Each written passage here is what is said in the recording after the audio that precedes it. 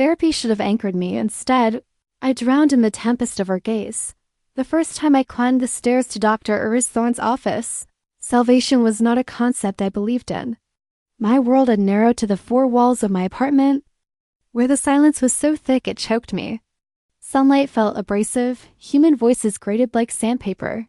It was Lena, my only friend who hadn't given up on me, who pressed the pamphlet into my hand. "Talk," she'd urged, her eyes fierce with concern. "Your silence is poisoning you. Let someone help carry it." So I went not with hope, but as a prisoner might shuffle toward a reprieve. A temporary excavation of the tomb within me dot the door. To Suite 304 opened, and she stood there, a woman carved from stormlight and shadow. Cropped umber hair, sharp cheekbones, and eyes the color of glacial fjords, deep, unfathomable, dangerous. "Welcome, Vera," she said, and her voice was a velvet river flowing over stones. Iris Thorne. The name echoed in the hollows of my ribs like a forgotten psalm. I sank into the charcoal sofa, its leather sighing beneath me. Words knotted in my throat, barbed and shameful. She lifted a fountain pen, a sleek obsidian instrument, but left the moleskin notebook barren. "The silence holds its own wisdom," she offered, her gaze steady. "We'll listen to it together." A lifeline thrown across decades of quiet. For weeks, we drifted through shallow waters. I spoke of my hollow corporate career, the spreadsheets. That bled into nightmares and my parents' brittle expectations. "When will you marry, Vera? Your beauty is wasting away." I described the linen fatigue that made even showering a Herculean task. But Iris perceived what lay beneath the silt. When my voice faltered, she listened to the language of my tremors, the grammar of my clenched fists. "Anger often masks grief," she observed once, after I'd raged about a coworker's petty insult. "Who are you truly mourning?"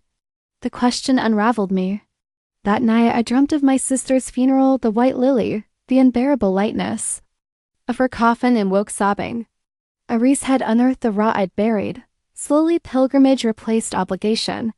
Tuesdays at 3 p.m. became sacred. I'd ritualized the hours beforehand, selecting blouses like armor, the emerald silk, too bold, the gray cashmere. Safe, tracing vetiver perfume along my pulse points. One Tuesday, staring into my fogged bathroom mirror, the devastating epiphany struck. I wasn't preparing for therapy. I was preparing for her. After that, reality fractured. Did her smiles linger now when I entered? Was her laugh a low, resonant sound like cello notes softer when I recounted absurd dreams? Why did my breath still when our eyes met, the room's air thinning to a thread? When sessions ended, an oceanic emptiness swallowed me. I'd sit in my car, hands trembling on the steering wheel, replaying her words. "You're stronger than your fear, Vera." "She's your guide," I'd hiss at my reflection in the rearview mirror. "This trespass will destroy you." But the heart is an anarchist. It mocks borders. One rain-lashed afternoon, thunder shaking the window panes. I confessed my sister's death, the guilt of surviving her. Silence pooled between us, thick as tar. Iris leaned forward, her ink-blue sweater sleeves pushed up to reveal delicate wrists. "Is there something alive in you today?" she asked, too dangerous to speak aloud. My confession surged. "I love you," but lodged like glass in my throat. I choked it down. "I'm depleted," I deflected, picking at a thread on the sofa. "Then let this be harbor," she replied, her voice softening. "Rest here, rest beside her." The simplicity eviscerated me. To exist without performance, to simply be. To watch the raindrops slide down the glass like tears while her presence wrapped around. Me like smoked-out nights became seances. I'd lie awake, conjuring her voice, the way it dipped on syllables like fracture. How she'd cradle her porcelain teacup, always Earl Grey, steeped precisely 4 minutes. I bought a leather-bound journal, its pages blank as untouched. Snow. There I scribbled soliloquies to her. October 12th. Today you wore amber earrings. When sunlight hit them, they glowed like trapped fireflies. I imagined tracing the curve of your ear with my tongue. October 29th. You said, "Trust is built in the pauses."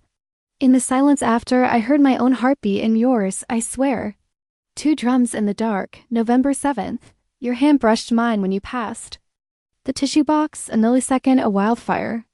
I haven't washed that hand since. One entry I tore out a raw, trembling poem. You are the quiet between heartbeats, the space where my chaos stills. I map constellations in your pauses, This is not transference, it is resurrection. I folded it small as a sacrament, carried it in my coat pocket for weeks. A blasphemous psalm burning against my ribs. Courage struck on a brutal December morning. As I stood to leave, coat half buttoned, I thrust the paper at her. Read this? Reese accepted it like receiving a live wire. She retreated to her wingback chair, unfolded the page slowly. I watched her eyes traverse my treason, the ink-blotted words, the desperate margins. Her brow furrowed, lips parted. A suspended moment where the clock's tick vanished. Then, eyes closed, she exhaled a shuddering breath I felt in my own lungs. Such raw truth, she said, her voice frayed. Thank you, as if I gifted her tulips, not a grenade. With you, I whispered, nails biting my palms. I feel unbroken, but terrified. She stared at the Persian rug, its intricate patterns suddenly fascinating. Vera, sometimes profound ache distorts proximity into intimacy. We mistake sanctuary for passion. You think this is just starvation? The words tasted like ash. Did I cling to anyone who showed me kindness? Her silence was the answer. It carved deeper than refusal. I spent days dissecting the lie. Client misreads safety as desire. Fragile woman projects longing onto healer. But her voice still haunted my dreams, a siren luring me onto therapeutic rocks. The next session was glacial. Reese wielded clinical precision like a scalpel. Every phrase sterilized, every gesture measured. When our eyes accidentally met, she looked through me, a ghost already banished. As I gathered my bag, her voice cracked the ice. If this work still serves you, we continue. But boundaries are non-negotiable, so we bury this? I gestured to the space between us, electric with unsaid things. We don't act on it. A fractured smile touched my lips. Your eyes are liturgy enough. Then the unraveling. Reese became a pendulum. Retreat, advance, retreat. One session, she'd dissect my dream of falling with detached expertise. The next, she'd share a sliver of her own loneliness. Therapists live in glass boxes, Vera, seen but untouched. Each oscillation. Lacerated. During their final minutes, I grasped the abyss. Rain sheeted the windows, turning the world liquid gray. Tell me, I begged, voice raw. Did it ever touch you? Even briefly?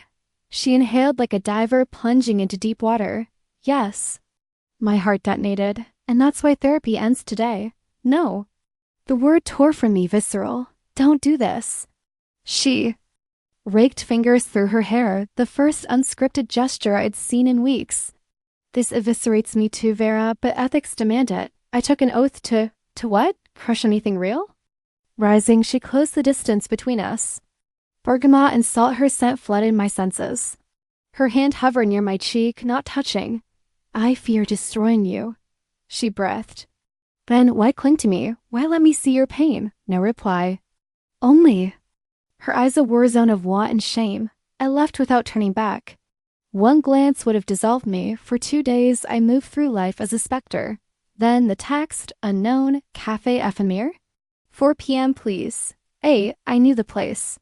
We'd sometimes name it wistfully in sessions, that patisserie with the lavender macarons you love. Resistance was theoretical. My body moved without consent. She sat by the window, backlit by the dying afternoon sun. Her hair was swept into a loose chignon, but rebellious tendrils framed her face. A cashmere coat the color of dunes clung to her shoulders. I reread your words, she began, tracing her teacup's rim. Daily, first I resolved to terminate cleanly. Then I wondered why they liquefied me. She met my eyes. I've had clients confess attraction before. It's not uncommon, but yours? She touched the journal page peeking from her purse. Yours felt like a mirror held up to my own hunger. I waited. The clatter of cups, the hiss of the espresso machine all faded. I felt it too, from the first day. Your rawness, your intelligence. The way you tilt your head when listening, like a curious bird. But professionalism was my citadel, to shield you from my own. Fallibility. Her voice frayed.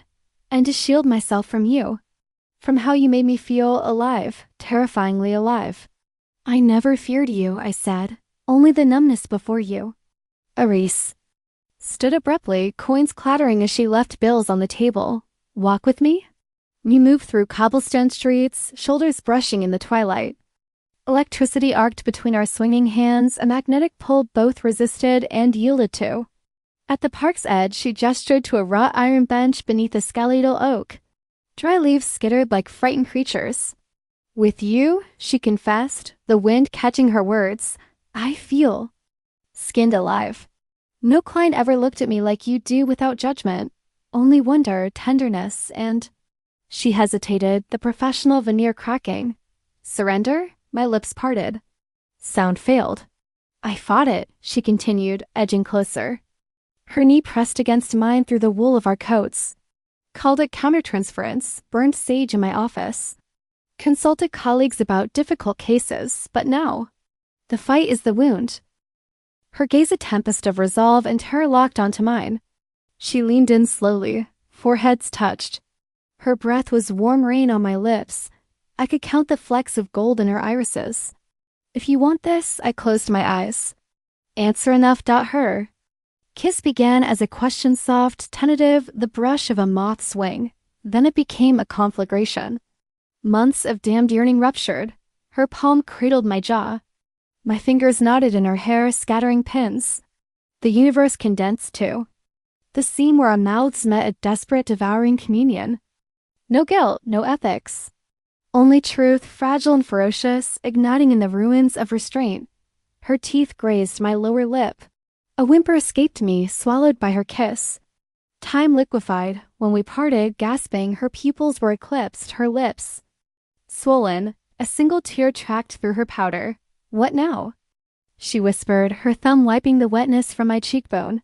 I touched my lips, still humming with her. Around us, the park glowed amber under streetlights. The world hadn't ended. It had begun. I don't know, I breathed, tangling our fingers together, but I'm no longer afraid of the unknown. Above, the first winter stars emerged, cold, clear, and limitless. We sat entwined, two women shedding borrowed skins, ready to write the next forbidden chapter, together.